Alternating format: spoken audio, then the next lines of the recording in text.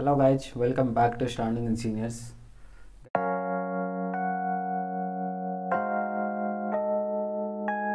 तो गाइज सबसे पहले बात कर लेते हैं एग्ज़ाम पैटर्न का। जो एग्ज़ाम होगा जेएसएससी जेई का, उसमें दो पेपर होगा, पेपर 1 एंड पेपर 2। पेपर 1 होगा जनरल इंजीनियरिंग का, जनरल नॉलेज का। पेपर 1 जो जनरल इंजीनियरिंग का रहेगा वो 80 क्वेश्चन का रहेगा, एंड जनरल नॉलेज का रहेगा वो 40 क्वेश्चन रहेगा। अब बात आती है ये जो जनरल नॉलेज का टॉपिक है ना, इसमें बहुत सारा चीज़ इंक्लूडेड है। इसमें इंडिया का भी जनरल नॉलेज है, उसके बाद झारखंड का भी current affair as well as general knowledge भी आपको पढ़ना होगा। ओके, एंड जनरल इंजीनियरिंग का जो पार्ट है ना, इसमें बहुत सारा चीज़ कॉमन इंजीनियरिंग के बारे में पढ़ना होता है। I think most of you must be knowing.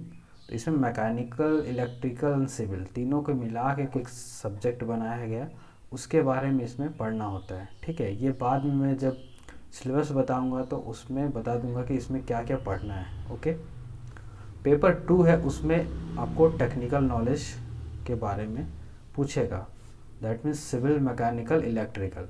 और ये जो पेपर है ना, ये डिसाइडिंग होने वाला है, क्योंकि इसमें 120 क्वेश्चंस का रहेगा और हर एक क्वेश्चन 3 मार्क्स का रहेगा, और उसमें नेगेटिव मार्किंग रहेगा, 1 मार्क्स रहेगा। यानी अगर आप कोई गलत ऑप्शन टिक कर रहे हो तो उसमें आपको 1 मार्क्स डिडक्ट हो जाएंगे। ठीक है, और मोड ऑफ एग्ज़ाम की बात करें तो ये सीबीटी होने वाला है दोस्तों, कंप्यूटर बेस्ड टेस्ट होगा। ठीक है, ऑफलाइन एग्ज़ाम नहीं होगा, तो ये चीज़ें ध्यान में रखना है। और ये जो नेगेटिव मार्किंग है ना, ये बहुत इंपॉर्टेंट रोल प्ले करने वाला है, क्योंकि आप गेट का एग्जाम्पल देख सकते हो। गेट में भी सेम रहता है, 1/3 नेगेटिव मार्किंग रहता है।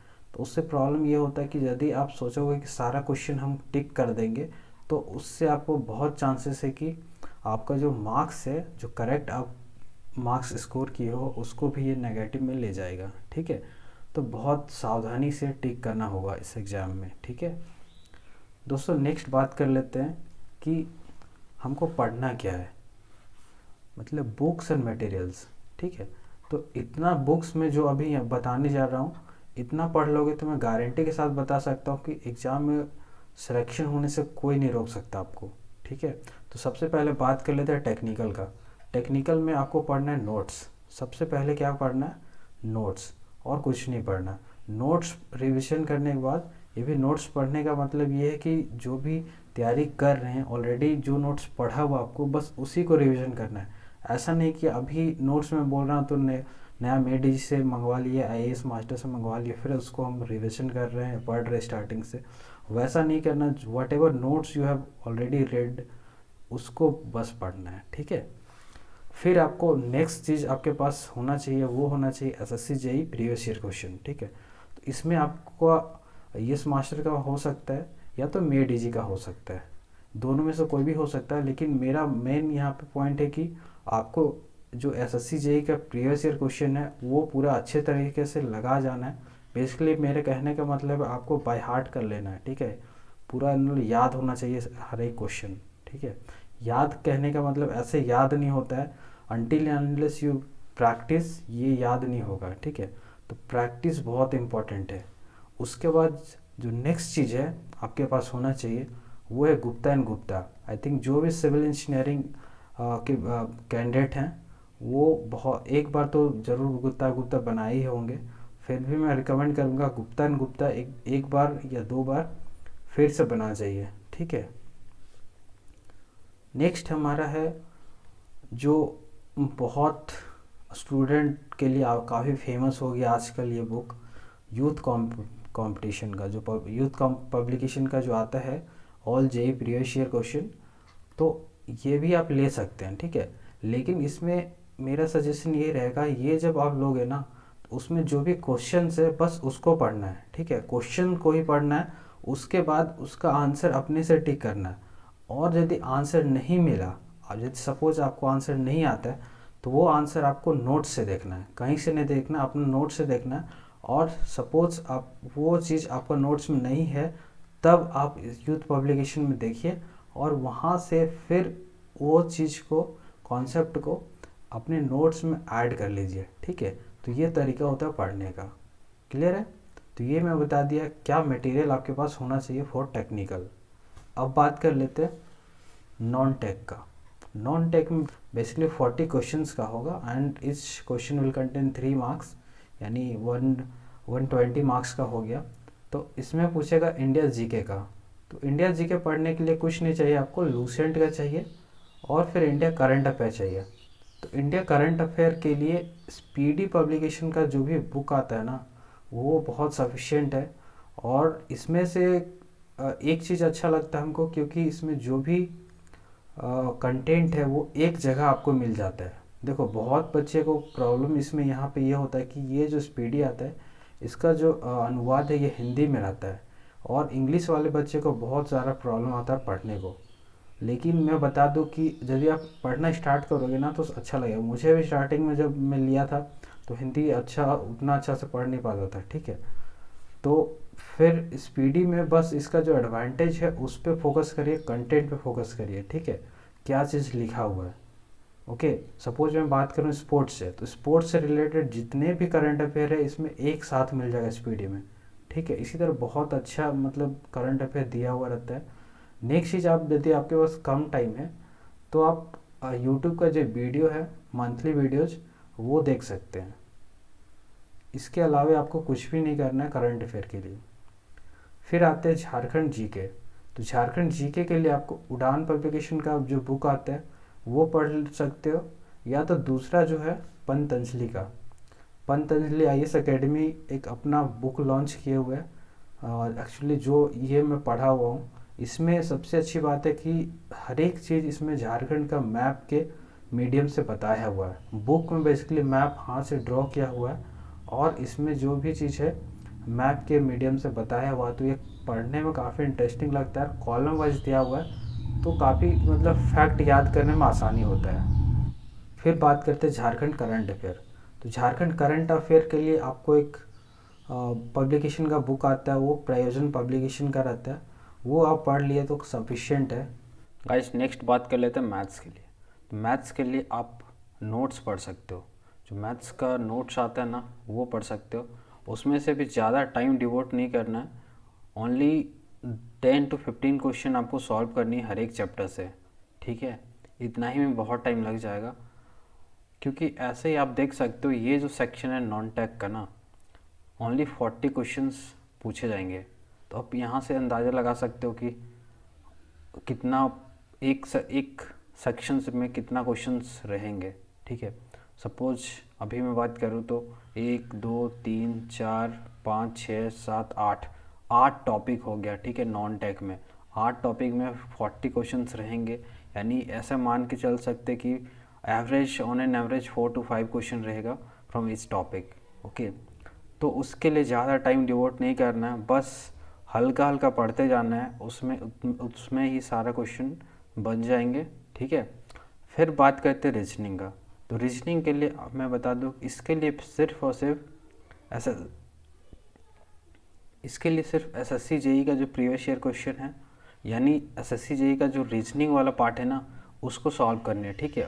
वो ऐसे सॉल्व नहीं करना, उसको भी मतलब टेस्ट के मीडियम से बस देना है, ठीक है। ऐसा नहीं सॉल्व करने बैठ के हमको लग रहा है 8 घंटा 10 घंटा, तो उतना टाइम नहीं देना। बस इसके लिए बेस्ट मैं अभी बताऊंगा कि जो भी टेक्स्ट बुक का आता है तो उसमें डायरेक्टली टेस्ट दे सकते रीजनिंग के लिए, ठीक है। बाकी आपको यदि कोई टॉपिक में इसमें कन्फ्यूज़न हो रहा है तो उस पर्टिकुलर टॉपिक को आप जो रेफरेंस बुक है उसमें जाके देख सकते हैं, ठीक है। तो इसमें ज़्यादा टाइम नहीं देना है। और ये मैथ्स के लिए मैं नोट्स बोल दिया, यदि आपके पास नोट्स है then it's okay, otherwise you can refer some of the books for the maths, ठीक है। लाइक RS अग्रवाल यदि है तो आई थिंक सबके पास रहता है, उसको रेफ़र कर सकते हैं। फिर बात कर लेते हैं नेक्स्ट जनरल साइंस। तो जनरल साइंस के लिए कुछ स्पेशल तैयारी नहीं करना, जो लूसेंट वाला अभी यहाँ पे बताया, तो लूसेंट में बहुत सारा टॉपिक मिल जाएगा जनरल साइंस का, इनफैक्ट सारे टॉपिक मिल जाएंगे, मतलब शॉर्ट में, ठीक है। तो इस एग्ज़ाम के लिए इतना पढ़ना काफ़ी है। और इसमें से भी यदि क्वेश्चन लगाना चाहते हैं तो इसमें SSC JEE का जो प्रीवियस ईयर क्वेश्चन है वो लगा सकते हैं, लेकिन स्पेसिफिकली जनरल साइंस का लगाना चाहते हैं एंड इंडिया जीके का लगाना चाहते हैं, तो उसके लिए मैं रिकमेंड करूँगा कि जो भी प्रीवियस ईयर क्वेश्चंस रहता है ना GK as well as general science का, तो वो खरीद सकते हैं। तो बुक, अब बात आती है कौन सा बुक खरीदें। तो बुक बहुत सारा अवेलेबल है मार्केट में। जो पर्सनली मुझे बहुत अच्छा लगता है वो दिशा पब्लिकेशन का आता है, ठीक है। लेकिन ये बुक थोड़ा बल्कि है, मोटा है, तो आई थिंक आप लोग को ये पसंद नहीं आएगा। तो दूसरा जो बुक है वो आप ले सकते हैं एसएससी का, यूथ पब्लिकेशन का, ठीक है, एसएससी बाय यूथ पब्लिकेशन। तो ये आप लगा सकते हैं, ठीक है। Next one we have for computer. Computer के लिए भी कुछ स्पेशल नहीं तैयारी की ज़रूरत है, ठीक है। इसके लिए मैं बता दूं कि लूसेंट में भी कंप्यूटर लास्ट में दिया रहता है, तो उससे काम चल जाएगा। बाकी आप क्वेश्चन लगा लेना, उससे हो जाना चाहिए। और लूसेंट का एक और आता है जनरल साइंस का, स्पेशली आता है जनरल साइंस का। यदि वो लेना चाहते हैं तो वो ले सकते हैं, ठीक है। उसमें काफ़ी अच्छा तैयारी हो सकता है, लेकिन मैं कहूँगा उतना टाइम डिवोट नहीं करना इस वाले सेक्शन में, क्योंकि बाकी बहुत ज़्यादा पढ़ना इधर टेक्निकल में एंड जनरल इंजीनियरिंग में। ओके, देखो इतना पढ़ने में कितना टाइम लग सकता है इसके बारे में नेक्स्ट स्लाइड में हम लोग डिस्कशन करेंगे। बस अभी मैं बता रहा हूँ क्या क्या चीज़ें आपके पास होना चाहिए, मटेरियल के बारे में बात कर रहा हूँ। उसके बाद हम लोग देखेंगे कैसे आप पढ़ सकते हो। नेक्स्ट चीज़ आता है जनरल इंजीनियरिंग। ये एक बहुत ही इम्पॉर्टेंट सब्जेक्ट है, क्योंकि जनरल इंजीनियरिंग का मटेरियल है ये ज़्यादा अवेलेबल नहीं है, तो बहुत से बच्चे को इसमें डिफ़िकल्टी होने वाला है। क्योंकि देखो सिविल सपोज अपना टेक्निकल सब्जेक्ट सबको टच में रहता है, लेकिन जो जनरल इंजीनियरिंग में अदर ब्रांचेज का भी जो सब्जेक्ट है उसमें प्रॉब्लम होने वाला है। सपोज सिविल के लिए बात करो तो सिविल में जो भी मैकेनिकल वाला पार्ट है, जो थर्मोडाइनमिक्स हो गया, हीट ट्रांसफ़र हो गया, या तो इलेक्ट्रिकल वाला पार्ट है, बेसिक इलेक्ट्रिकल हो गया, तो वो सारी चीज़ें पढ़ने में प्रॉब्लम आने वाला है। ओके, तो उसके लिए मैं एक बुक सजेस्ट करूँगा मेडिजी का, ठीक है। एक्चुअली मेडिजी जब बीपीएससी का एग्ज़ाम हो रहा था, बीपीएससी 2017 से मेडिजी एक बुक पब्लिश किया हुआ था, बस उसको पढ़ना है। ओके, उसके बाद एक और बुक इसमें सजेस्ट करूँगा मैं, previous year by youth publication, ठीक है। यूथ पब्लिकेशन का भी जनरल इंजीनियरिंग से रिलेटेड जो भी एग्ज़ाम में पूछा गया क्वेश्चंस है, यूथ पब्लिकेशन के द्वारा ये निकाला गया है, ठीक है। वो भी आप पढ़ सकते हैं। तो this was all about books and materials. दोस्तों आगे देख लेते हैं हम लोग कि हम लोग पढ़ना कैसे है, ठीक है। ऐसा तो है नहीं कि सारा मटेरियल एक साथ मंगा लिया और कभी ये पढ़ रहे हैं, कभी जीके पढ़ रहे हैं, फिर नॉन टेक छूट गया कार्य यार, कभी ये पढ़ना, तो ऐसा नहीं पढ़ना, ठीक है। सीक्वेंस वाइज में पढ़ना और कंसिस्टेंट वे में पढ़ना है, ठीक है। तो उसके लिए मैं बता रहा हूँ, तो सबसे पहला काम आपको करना है नोट्स रिवीजन। जो भी नोट्स आपके पास है उसको रिविजन करना है डेली, एक दिन नहीं डेली करना है, 1 to 2 आवर, ठीक है। 1 या 2 घंटे आपको डेली रिविजन करना। उसके बाद जो भी टाइम आपके पास बच रहा है उसमें से आपको वॉल्यूम 1 एंड वॉल्यूम 2 के क्वेश्चंस प्रैक्टिस करना है। वॉल्यूम 1 वॉल्यूम 2 इसलिए बोल रहा हूँ क्योंकि हर एक टेक्निकल सब्जेक्ट में वॉल्यूम 1 में कुछ सब्जेक्ट्स होते हैं, वॉल्यूम 2 में भी कुछ सब्जेक्ट्स होते हैं, तो उसमें से एक सब्जेक्ट उठाना है, उसका MCQ क्वेश्चन सॉल्व करना है। अराउंड मैं बोल रहा हूँ कि डेली कम से कम 50 क्वेश्चन सॉल्व करिए हर एक वॉल्यूम से, वॉल्यूम 1 वॉल्यूम 2 से, ठीक है। सॉल्व करने के बाद फिर जो नेक्स्ट चीज़ आता है वो है टेस्ट एंड क्यूज। तो आपको टेस्ट लगाना है, ठीक है।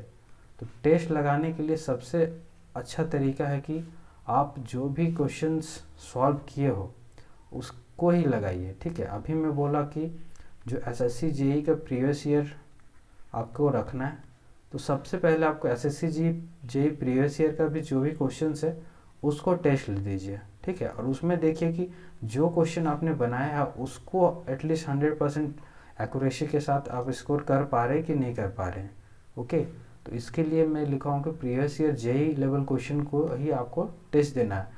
तो उसमें भी सबसे पहले आपको स्टार्ट करना है SSC का जो प्रीवियस ईयर क्वेश्चन है उसको टेस्ट देना है। तो SSC का प्रीवियस ईयर क्वेश्चन कहाँ पे मिलेगा टेस्ट देने के लिए, तो उसके लिए मैं बात करता हूँ कि जो टेक्स्ट बुक का आता है सबसे सस्ता रहता है, उसमें सारा SSC का प्रीवियस ईयर क्वेश्चन मिल जाएगा।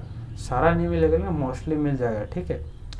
और इसका जो सब्सक्रिप्शन चार्ज है ये भी बहुत कम रहता है, अराउंड 300 के अराउंड रहता है, और बहुत सारे चीज़ यहाँ पे मिल जाता है, ठीक है। जैसे प्रीवियस ईयर क्वेश्चन कर लिए, उसके बाद फिर करंट अफेयर का भी टेस्ट यहाँ पे दे सकते हैं, और फिर इंडिया लेवल का जो जनरल नॉलेज रहता है उसका भी टेस्ट दे सकते हैं। ठीक है गाइज, इतना यदि आप कर लिए 3 to 4 मंथ, अभी एग्ज़ाम होने में इतना टाइम बाकी है गाइज, इतना आप कर लिए 3 to 4 मंथ, इतना यदि आप मेहनत से पढ़ लिए तो आपका सिलेक्शन पक्का है, ये मैं गारंटी के साथ बोल सकता हूँ। ठीक है, और ऐसा नहीं कि मैं बस रेंडमली बोल रहा हूँ, क्योंकि मैं खुद बहुत सारे एग्ज़ाम निकाला हूँ and I have more than 3 years of teaching, अपना एक्सपीरियंस से बता रहा हूँ। ठीक है, तो गाइज ये फॉलो करिए आप, डेफिनेटली आपको सक्सेस मिलेगी। थैंक यू एंड जय हिंद।